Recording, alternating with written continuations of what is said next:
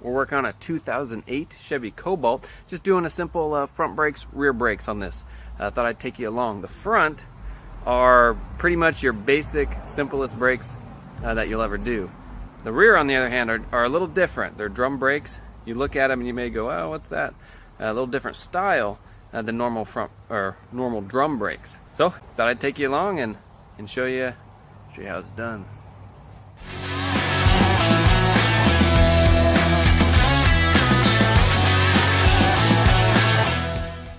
All right, vehicle lifted off the ground, tire is off. I like to just take the wheel and turn it. That gives me access to all these back bolts here. Then I'll take a pry bar or a long screwdriver, put it in between the caliper and the rotor, give it a tug, and that'll suck in the piston most of the way. So when it comes to compressing the piston later, there's not much left to do.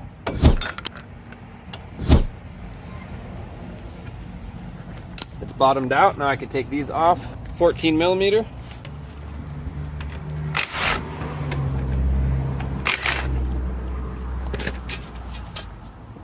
Suspend my caliper. And then I can take these off. 15 millimeter.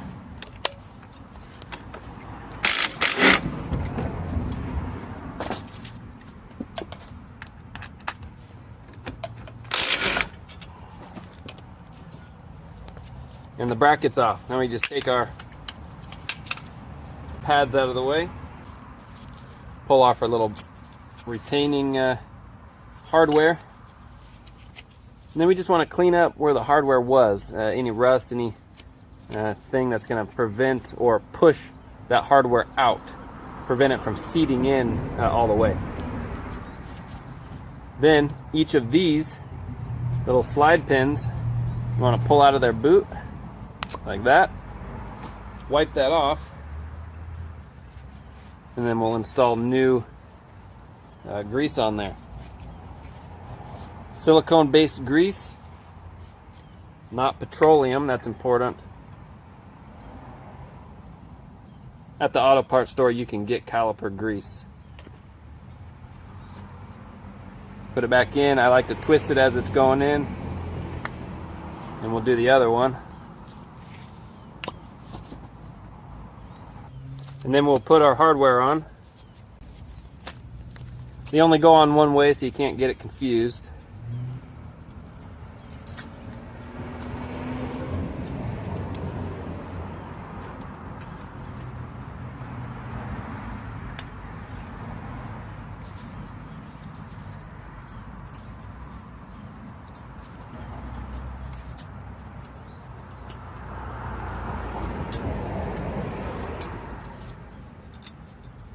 Alright, hardware is on. Now some people still like to put little grease on their hardware to keep it sliding around and stuff. I don't, but if you want to, some people do that. So that's up to you. If you live in a super rusty place, you can lubricate behind the hardware. So before you put the hardware on, just slap a little anti-seize or some kind of protectant on the bracket before putting the hardware on. That may help, because what can happen is rust gets built up behind here and it starts pushing out on the hardware, and then your brakes, the brake pads seize in. They no longer slide back and forth freely. Now that's in heavily rust areas, the rust belt. If you live there, you know what I'm talking about. So now pulling the rotor off. On the front, there's two little retaining clips if these have never been replaced before. On here, they are factory. So we just want to pull them out a little. And then we'll use a pair of side cutters and just cut them off.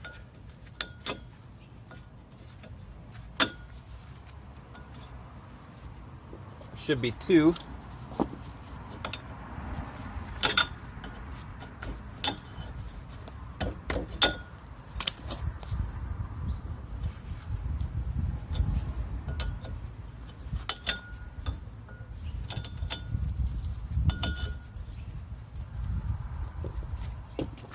Those come off. We can turn them I learned something new recently, that some auto parts stores will turn your rotors for you. Pretty slick. These are getting replaced. So now you want to clean off the hub here best you can. If it's heavily rusted, you know, take a wire wheel or something to it, clean it all off. We don't typically have that issue where I live, but either way, I like to put some kind of protectant on it. This is what I've come to love, but use what you want. Anti-seize is fine too. That's what I used to use. But this just goes on super quick.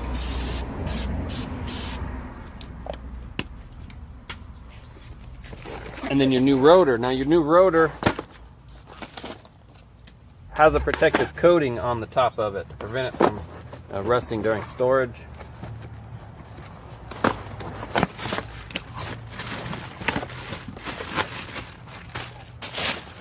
Let's see if you can see it.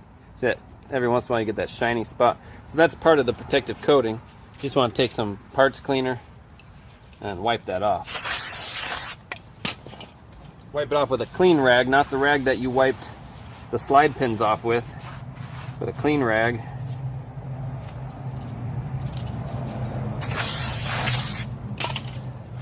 If you forget to wipe it off, no big deal. It'll burn off, but that's kind of the bad part, is it'll smell for however long, a couple of weeks before it burns off. Rotor goes on, and you could put a lug nut back on. That'll hold the rotor in place. Caliper bracket's good to go.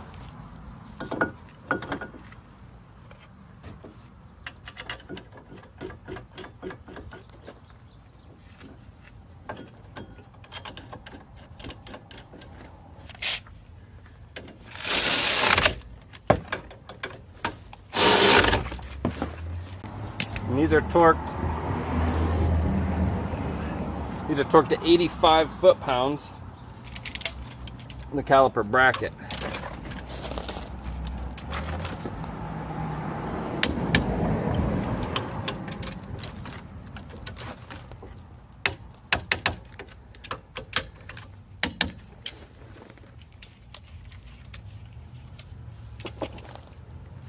Now this is just me. When I'm moving really fast, I like to make sure everything's tight and I don't forget anything. So I mark it. These have been torqued, so they get marked. Now I don't have to guess. Oh man, did I do that? Did I not do that? The proof is right there. New brake pads. The old ones had the little brake wear indicator as part of it. The new ones come with a separate little thing that you install. So if you look at the old brake, it went on the inside, you could tell because of the caliper ring top. So the inside top gets the new indicator.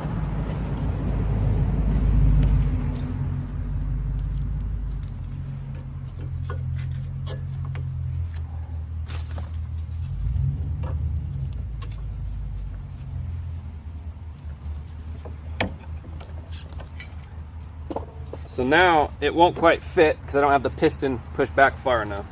But I don't have to push it back too far. So I'm just going to use a pair of little C channels.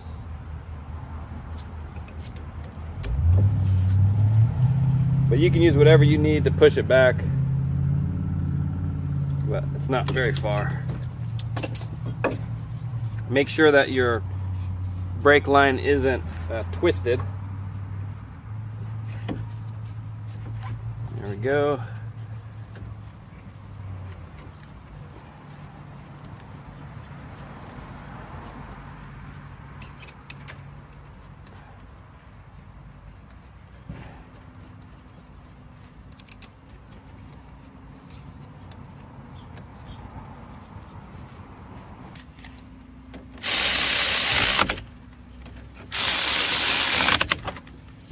And this is torqued to 25 foot-pounds.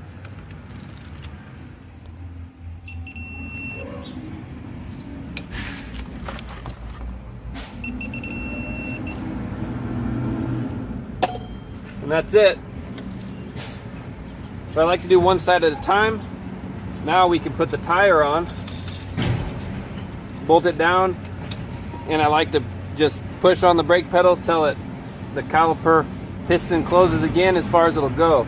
The reason why I do that, doing one at a time, helps me stay focused, but also pumping the brakes back up, filling up the piston, makes it so that brake fluid reservoir doesn't overflow on me. If I push this all the way in, push the other side all the way in, and then I go back to the rear, push those all the way in, my reservoir is just, it's gonna fill up and flow over.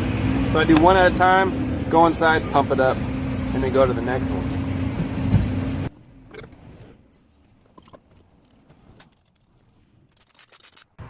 All right, the fronts are done.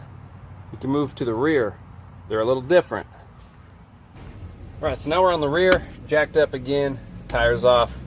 These drums typically need a little persuasion to come off, a little hammer, and beat around here where it hits on the hub and not up here.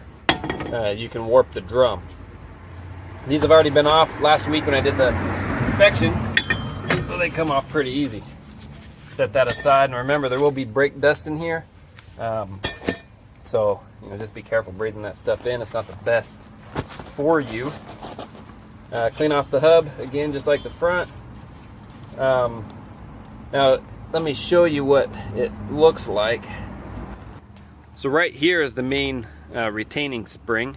It holds both of them on with one long W-shaped spring, and then you have this is the adjuster spring. The adjuster's here, or the adjuster arm. The adjuster gear is right here, and then the wheel cylinder, of course. So the best way to pop these off is to just get a pry bar right in here and just pull up and it'll pop. I like to get this spring off first because once that pops, these like to slough over, and it makes this spring a little harder to get off. So take the spring off of its adjuster arm here, just with a pair of pliers or whatever you got to grab onto it, pull it, take it off, then pop this.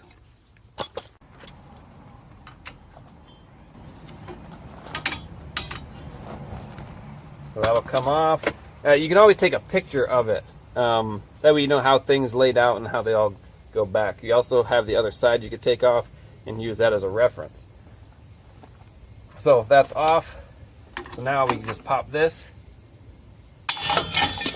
and it all comes apart. So disassembly is actually pretty quick and easy. Putting it back together is not too bad either, but so now the adjuster, we want to just back it all the way out, clean off the threads real good. Some people will lubricate the threads, some won't. I'll leave that up to you. One thing though is there's a lot of brake dust in here. So anything that has lubrication on it, it has the ability for that brake dust to stick and gum up. I'll leave that to your choice. Some say yes, some say no. So now the hardest part of this whole job is getting the emergency brake off. I'll show you a trick that I've found to be really effective and quick. We'll go inside the vehicle and we'll pull the emergency brake up all the way as it is right here. Just pull the emergency brake lever all the way up. And what that does is the emergency brake spring gets sucked in. Then you take a pair of vice grips, and there's a bracket back here that you can pinch the spring to. I'll show you when it's all done. There we go. Let me show you. So that little bracket right there you can see, and I'm pinching the spring to the bracket just with a pair of vice grips. Doesn't have to be ridiculously tight, but just tight enough to hold it. Now I'll go inside, release the emergency brake, and that will allow the cable right here to slide out while the spring is being held in place. So I release the emergency brake, and now you can pull on the cable, and now the spring is back from, let me show you. So now the spring is held back and it's not up tight against this.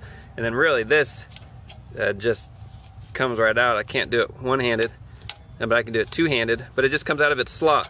And you have a lot more. You're not fighting that spring the whole time you're doing it. And then putting it back together is just the opposite. And then we'll release our vice grips and springs back tight up against it.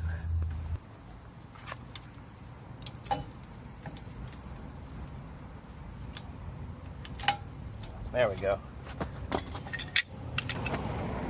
Now there is a right and a left on the side that has the emergency brake, so just remember that.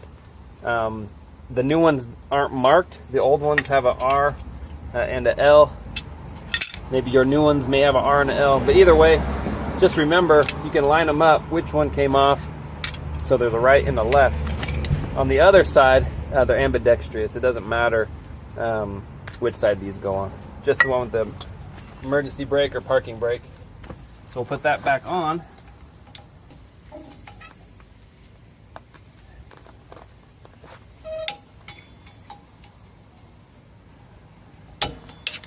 Easy peasy.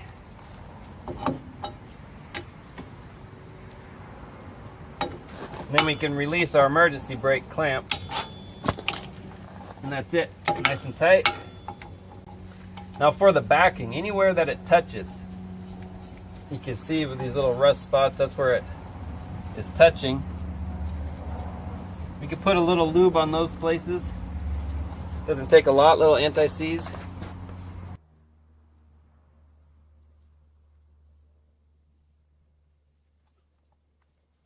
Make sure your hands are clean from any anti-seize before handling the shoe.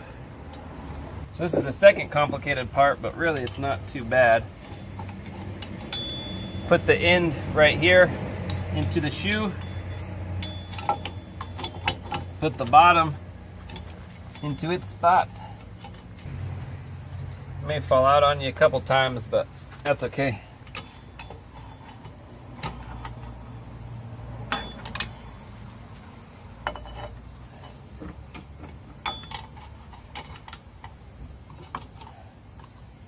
There we go.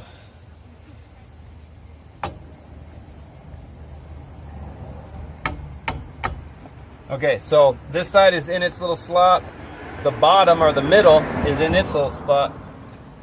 Now I like to use a tool like this, spark plug or a hose pliers. And let me pull you around. So now I can take these and just pinch over the top of this little U-shaped end, and now I can pull on it while the other shoe is going on. Let me back you up a little close.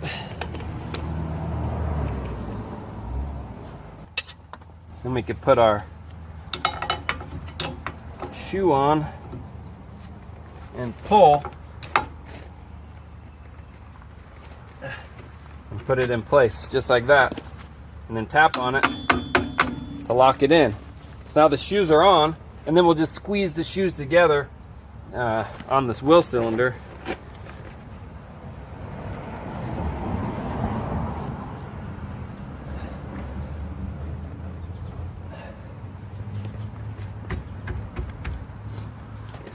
All right, now we're ready for our adjuster to go on.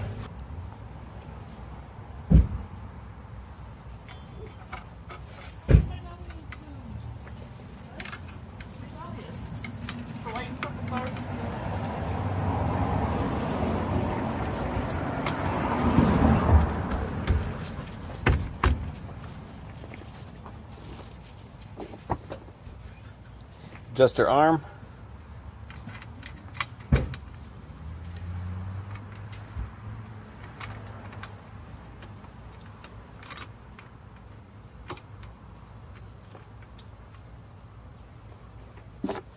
Then last, our adjuster spring. Now there's two holes up here. It's not the fat close hole, but it's the farther one away.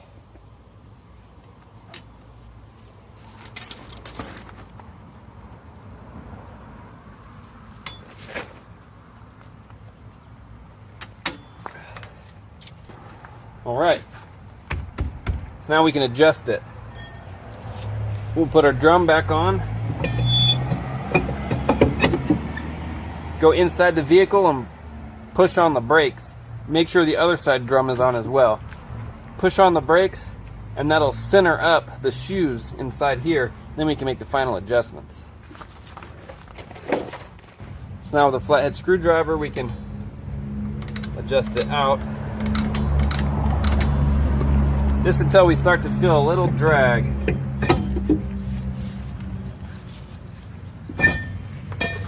If there's too much drag or it's hard to put the drum back on, then that's too far. We can back it back out.